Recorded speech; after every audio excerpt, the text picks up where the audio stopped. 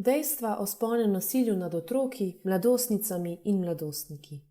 O spolnem nasilju obstaja veliko zmotnih prepričanj. Da bi ga lahko uspešno preprečevali, ustavili in zaščitili otroke, mladostnike in mladostnice, ki ga doživljajo, moramo poznati dejstva o tem problemu.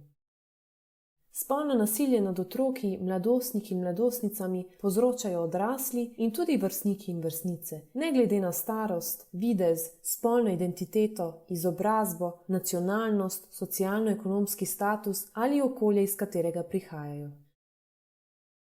Žrtve spolnega nasilja so tako dekleta kot fantje. Žrtve spolnega nasilja so sicer v največjem številu primerov dekleta in ženske. V večini primerov spolno nasilje povzročajo osebe, ki jih žrtve poznajo. Spolno nasilje lahko otroci, mladostnice in mladostniki doživijo doma, v šoli oziroma v okoljih, kjer preživijo veliko časa. Spolno nasilje lahko mladi doživijo tudi v partnerski zvezi. Za spolno nasilje gre tudi v primerih, ko povzročitelj ne uporabi prisile oziroma fizične sile in tudi v primerih, ko žrtev ni želela spolne aktivnosti, a se ni aktivno fizično upirala. Velikokrat je za žrtve v trenutku napada varneje, če se ne upirajo, kar pa ne pomeni, da so na nasilje ali zlorabo pristale.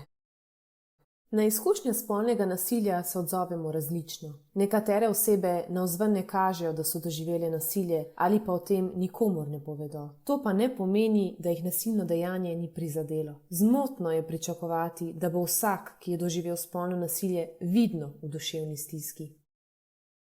Vsak ima pravico odločati o svojem telesu in o svojih spolnih aktivnostih. Nikomur ni potrebno početi ničesar, česar si ne želi. Vsak si lahko kadarkoli premisli, na primer tudi med samim spolnim odnosom, čeprav je enkrat prej morda že pristal na spolno aktivnost s to osebo.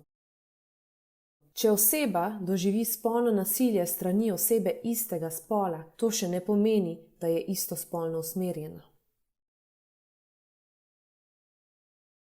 Za spolno nasilje je vedno odgovoren tisti, ki ga povzroča. Če je dekle, na primer, oblečeno v tesna, kratka oblačila, ni odgovorno za to, če je deležno žaljivih komentarjev, neželenih dotikov ali če je posiljeno. Odgovorno je samo za svoj način oblačenja in svoje vedenje. To je sicer lahko tvegano, a nikakor ni vzrok, da oseba doživi spolno nasilje.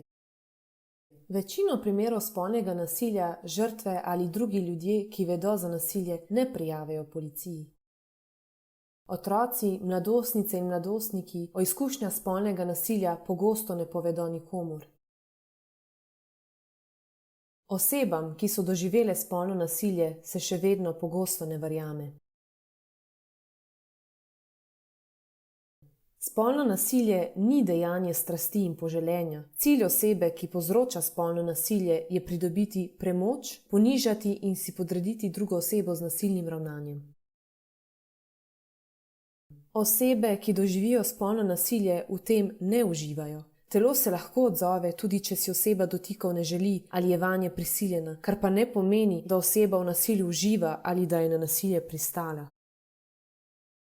Alkohol ali droge niso razlog za povzročanje spolnega nasilja. Velika večina oseb pod vplivom alkohola ali drog ne povzroča spolnega nasilja. Alkohol in droge sicer lahko prispevajo k temu, da oseba slabše nadzoruje svoje vedenje in ne razmišlja o posledicah, a takšna oseba bi spolno nasilje verjetno povzročala tudi v treznem stanju.